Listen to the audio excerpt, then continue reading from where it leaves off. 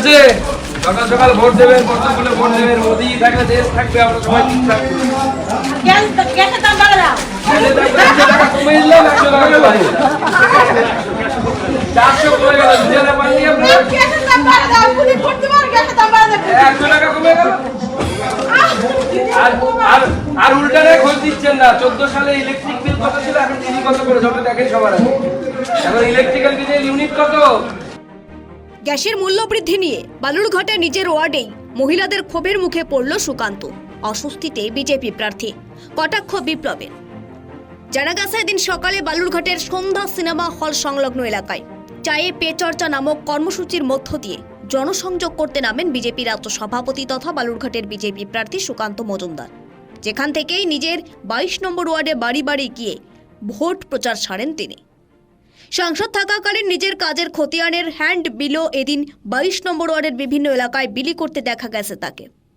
বাড়ি বাড়ি যে প্রচার চলাকালীন সময়েই গ্যাসের মূল্য বৃদ্ধি নিয়ে বেশ কিছু মহিলাদের ক্ষোভের মুখে পড়েন তিনি। শহরের আনন্দবাগান পাড়ায় এক বাড়িতে ভোট প্রার্থনা করে সুকান্ত মজুমদার বলেন, মোদিজি থাকলে দেশ ঠিক থাকবে, আমরা সবাই ঠিক থাকব। সুকান্তর যে কথা শুনেই বেশ কিছু মহিলা তাকে উদ্দেশ্য করে প্রশ্ন করেন, গ্যাসের দাম কেন বাড়ল? শুধু তাই নয়, একজোটে মহিলাদের বলতে শোনা যায় ভোট দেব আর গ্যাসের দাম বাড়িয়ে দেব।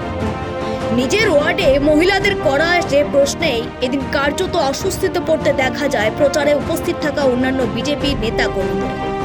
যদিও সেই পরিস্থিতি মুহূর্তে সামলে সুকান্ত মজুমদার বলেন, সম্প্রতি গ্যাসের দাম কমার কথা শুনেছেন তো?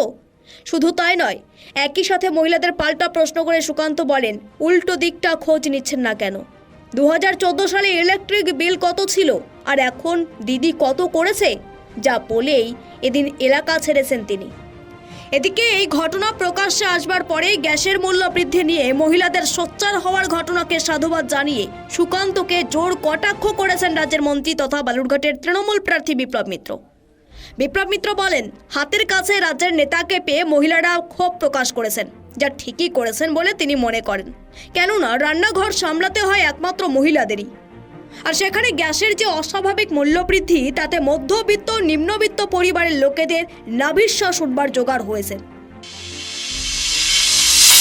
বর্তমানে যিনি প্রার্থী আছেন এবং গতবার যিনি 2019 সালে জিতে এখান থেকে লোকসভার সদস্য হয়েছিলেন, সেই সুকান্ত মজুমদার, তিনি আজকে নিজের ওয়ার্ডে বালুরঘাটে তিনি বেরিয়েছিলেন এবং সেখানটায় নাকি তারই এলাকার মেয়েরা তারা নাকি বিক্ষোভ দেখিয়েছে ওনাকে এবং বলেছে আগে গ্যাসের দাম কমান, তারপরে ভোট চাইতে আসেন। তো এইটা শুনলাম আমি। তো উনি বলেছেন যে আমরা গ্যাসের দাম কমানোর আমরা ব্যবস্থা নেব। তো বলেছে কবে নেবেন সেটা বলুন, ওরা ঠিক মতো সেই কথাটা তো বলতে পারে। তো ঘটনা হচ্ছে, আমরা কিন্তু এটা নিয়েই বারবার করে বলছি যে বিজেপি যখন ভোট আসছে তখন কিছু মিথ্যা কথা বলে মানুষকে পরিচিত করে আর ভোটটা দিয়ে চলে যায়, তারপরে আর 5 বছর ধরে ভাবে না এই মানুষগুলোর কথা। এবং গ্যাস এখন এমন একটা অবস্থায় গেছে, গ্যাস কোনো শৌখিনতা না, এখন হচ্ছে গ্যাস যেহেতু খড়ি টড়ি এখন আর পাওয়া যায় না, সেই জন্য গ্যাসটা এখন কিন্তু প্রচণ্ড প্রয়োজনীয় সবার, মানে একদম গরিব থেকে বড় লোক সবার জন্যই দরকার। তো সেখানটায় গ্যাসের দাম যেভাবে বাড়াচ্ছে প্রতি বছর বছর মাসে মাসে, এইটাতে মানুষ অতিষ্ঠ হয়ে উঠছে, বিশেষ করে মেয়েরা তো রাগ হবেই। দক্ষিণ দিনাজপুর থেকে সীমান্তের কথার বিশেষ রিপোর্ট।